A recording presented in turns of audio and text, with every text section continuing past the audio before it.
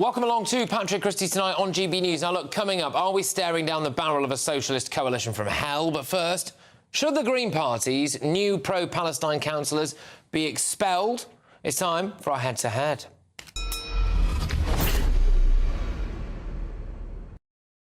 And the Green Party has been forced to launch an investigation after concerns were raised about the behaviour of some of their new pro-Palestine councillors voted in at the local elections over the weekend. So this was Councillor Mohsin Ali's celebration after he won in Leeds. Raise the voice of Palestine! Allahu Akbar!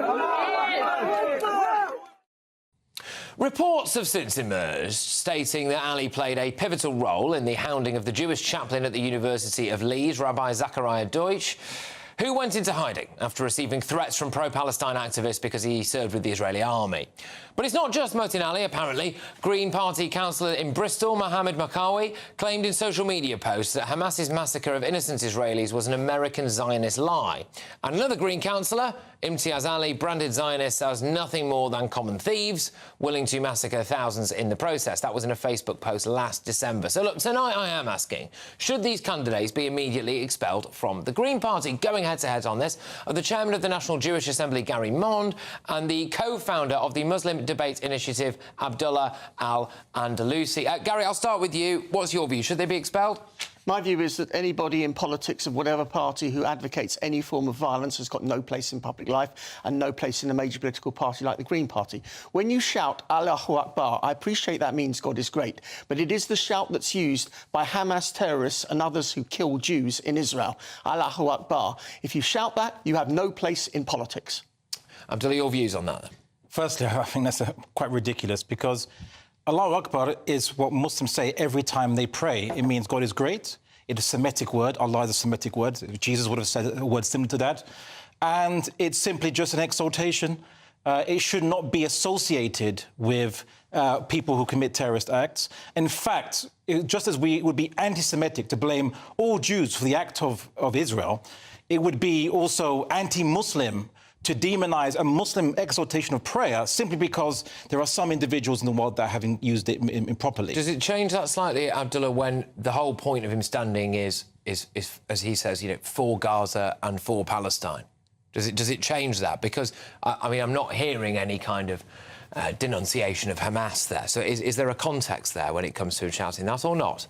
Well, it would appear that his platform is anti-genocide, pro-Palestinian rights, and he campaigned on that platform to guarantee the rights of British people, presumably, to be able to protest free from government harassment, demonisation, and the attempt to curb people's democratic rights in the UK to do demonstrations and protests. But as for the issue of him simply presenting his religious beliefs alongside his political campaigning, I mean, no one would complain that Katie Forbes, who is vocally Christian, represents her Christian beliefs, Minister for the Scottish Parliament, that no one would say, at least on the right-wing spectrum, would say that she should be limited and restricted or should be condemned for mentioning her Christian beliefs. I get what you mean, but unfortunately people did condemn it, and the whole gay marriage stuff was one of the reasons why initially she was unsuccessful. Well, Gary, your views on this? I mean, the shout of Allahu Akbar, right, that's one thing. What do you reckon about the kind of relentless, the pro-Palestine stuff, the idea that they're saying, you know, we're coming for you, the Labour Party, and all of those things? I think it's a real tragedy that local politics has been interfered in by religious fanaticism. That is the tragedy for our country, and that's the big picture. And I really absolutely condemn it.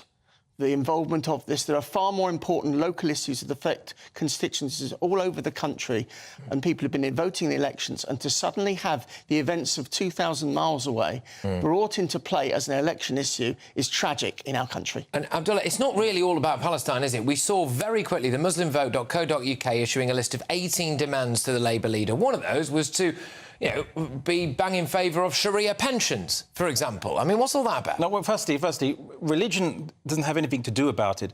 Anyone who has any humanitarian bone in their body would feel sorry for the plight of the Palestinians. But what's the Sharia pension got to do? That have been denied their independence for 77 years. OK. Under the justification that Jewish Europeans have a better right to Palestine than native Palestinians. What about all the Arab Jews who came to Israel when it was formed? It's not a Jewish European country. Well, who set up the Zionist movement in the first place? It was Jewish Europeans. One at a time. Wait. And then we'll go to when the state of Israel was established, there wasn't many Arab Jews in Israel anyway. We're talking about who set up the Zionist movement. It was Jewish Europeans who argued that they have a superior right to native Palestinians. Can I just stop us here? Because actually what I am talking about is the potential for a new religious movement within British politics, which is directly relevant to this. And certain things like the Sharia pensions, for example, that to me seems like, you know, is it one step away? The natural progression from that, I suppose, would arguably be things like blasphemy laws. And is that what happens when you get more councillors standing and winning on a overtly Muslim ticket? Wait, well, Sharia pensions this is a red herring. There are, Judaism-compliant pensions in the UK, which is no one would say, oh no, Jewish law is coming to the UK. You'd be condemned as an anti-Semite for that, rightfully so. So likewise, if people want to voluntarily enter into contractual agreements for pensions, which are just Sharia compliant, how's that an issue if it's voluntary, it's consensual, no one's being forced to it? If other religions get that privilege too, well, it's not even a privilege, it's just a simple, basic civil right. So I think bringing religion into this is a big red herring to distract from the issue that British people want to have their rights protected when they are demonstrating and protesting against a genocide happening across the world that Britain has been involved with. Gary, in your view, is it really all about Palestine, do you think?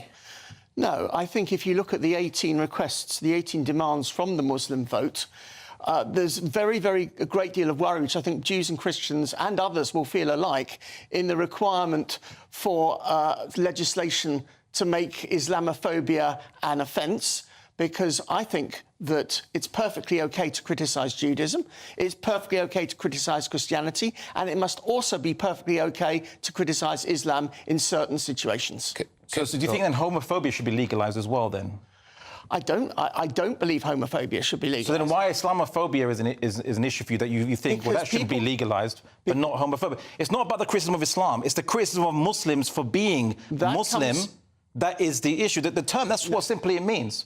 So if we have definitions of anti-Semitism that include the criticism of Israel, which is ridiculous, right, then surely we should be for criticising Muslims for simply being Muslim and for demonising Muslims and scaremongering Muslims for simply just wanting the same civil rights as every other people in this country. Parallel to anti-Semitism is anti-Muslim hatred, and I totally condemn all forms of anti-Muslim hatred. OK, look, guys, can we just park it? Because we are going to just chat now quickly, albeit, but about the ongoing situation in Rafah. So Israel's invasion of Rafah has begun. We have a live shot of it right now. So as we understand it anyway, it's a ground invasion. We think it started a couple of hours ago.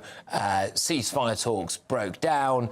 I think this is quite possibly going to have big consequences here in Britain. Again, we've spoken a lot about the councillors there. We've spoken a lot about some of the protests taking place. Abdullah, how do you feel when you see what's going on over here? Well, ceasefire talks haven't broken down. Apparently, Hamas has agreed to the proposal that was given to them, and the question is now the ball's in the court of Benjamin Netanyahu and his government, who, with right-wing pressure, are told to continue military operations despite any ceasefire agreement. He's facing that pressure, and most likely he won't care. As he stated before, it won't matter at all to his military campaign to whatever ceasefire agreement is agreed. Gary, is what's going to happen now justified? Yes, absolutely. A fundamental requirement of Israel is the elimination of Hamas. To for us ever have peace in the region, Hamas has to go, and this is a necessary step taken to ensure that Hamas does go. And what happened was when it seemed that Hamas was agreeing, they were agreeing with an amended Egyptian-Qatari proposal, which didn't take account of Israel's requirement for Hamas to be removed. Hamas are a symptom of a very long problem. Hamas wasn't there from 1948, the beginning of Israel. Palestinian resistance has been for 77 years. Right? Hamas is only some recent but they do have to go, that right? Benjamin Netanyahu himself argued was useful for him to deny the Palestinians a state. But they do have to go. The issue is... I mean, who, sorry? Hamas. They've got to go, right? I think that the ICC should put arrest warrants for everyone who's participated in genocide and killing civilians, including the Israeli government and so on and so forth. What about Hamas, though? Yeah. Well, let the ICC issue arrest warrants to everyone and indict them in court. If they have nothing to worry, I mean, that's if they are innocent, they have nothing to worry. They should be arrested. Anyone who's ordered the killing of civilians should be arrested. That includes the Israeli government more so, have killed far more civilians, including women and children, than Hamas ever have. This is a war that was started by Hamas. It must be finished. No, it was a war started by Israel 50, 60 years ago. Ridiculous. And they have blockaded Gaza. 5 Arab armies attacked Israel in 1948. They were bombing Gaza in May last year. Forget 5 months before the 7th of October. They've been bombing Gaza consistently. OK, well, look, we obviously could carry this on all night. Thank you very, very much. And hopefully we'll pick this up again at some point soon. Look, coming up 1 year on for the coronation, Penny Mordaunt tells all about how she prepared for that sword